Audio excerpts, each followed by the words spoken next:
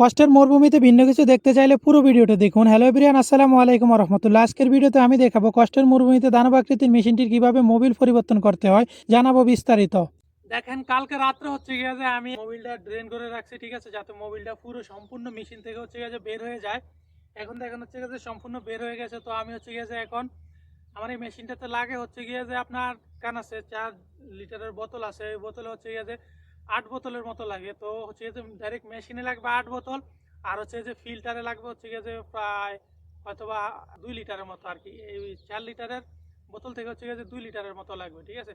Total average হচ্ছে গিয়ে যে 4 লিটার করে হলে 30 লিটার, আর হচ্ছে গিয়ে যে 2 লিটার 34 লিটার, ঠিক আছে। টোটাল হচ্ছে গিয়ে যে 34 লিটার মোবিল লাগবে এটাতে, মেশিনটাতে। মোবিলের ড্রামটা টায়ার থেকে পড়ে গেছে। এই ড্রামটা নতুন অবস্থায় 223 লিটার মোবিল থাকে, এখন 100 লিটারের মতো আছে। টায়ারের উপরে ড্রামটা উঠানো আমার জন্য একটু কষ্টকর, কারণ মরুভূমিতে আমাকে সবসময় একা একা থাকতে হয়। কেউ একজন থাকলে হয়তো বা তার হেল্প নিতে পারতাম। মোবিলের গ্যালানগুলো ময়লা হয়ে গেছে, আমাকে ভালো মতো পরিষ্কার করে নিতে হবে। বালু যদি ইঞ্জিনের ভিতরে যায় তাহলে ইঞ্জিন খারাপ হয়ে যেতে পারে। প্রতিটি গ্যালানে আমি মোবিল ঢেলে নিচ্ছি। প্রতিটি গ্যালানে 4 লিটার করে মোবিল ধরে। মোবিল গ্যালানে ঢালা কমপ্লিট হয়ে গেছে। এখন গ্যালানগুলো আমি মেশিনের কাছে নিয়ে রাখবো। মোবিল ইঞ্জিনে দেওয়ার আগে অবশ্যই আমাকে ড্রেন নাটটি খেয়াল করে লাগিয়ে নিতে হবে। পুরাতন কালো মোবিলগুলো আমি জমিয়ে রাখি। এই মোবিলগুলো পরবর্তীতে আমি বিক্রি করবো। এক ড্রাম পুরাতন মোবিল 200 থেকে 250 রিয়ালে বিক্রি হয়ে থাকে। মোবিল ঢালার আগে আমাকে ফিল্টার পরিবর্তন করতে হবে। আমি আমার বিখ্যাত রাজপ্রাসাদ থেকে মোবিল এবং ডিজেলের ফিল্টারগুলো নিয়ে আসবো। মোবিল এবং ফিল্টার মাসে 2 বার পরিবর্তন করে থাকি, অর্থাৎ 15 দিন পর পর। অনেকে 10 দিন পর পরও করে থাকে। আমার কপিল আমাকে 15 দিন পর পর পরিবর্তন করতে বলেছে।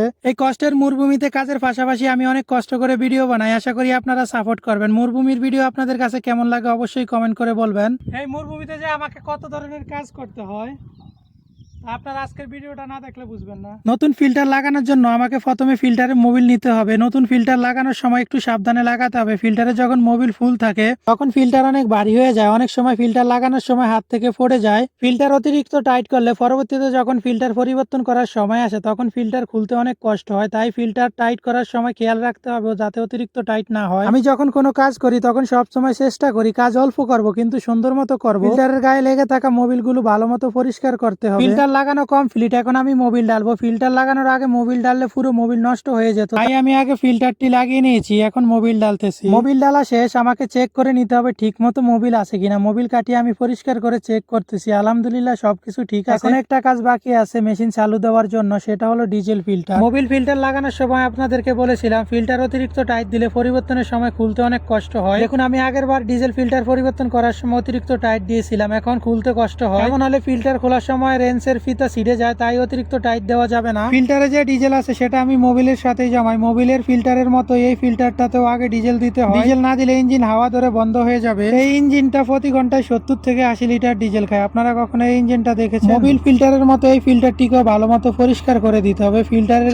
কিছু কমপ্লিট, এখন আমি ইনশাল্লাহ মেশিনটিকে চালিয়ে দিব।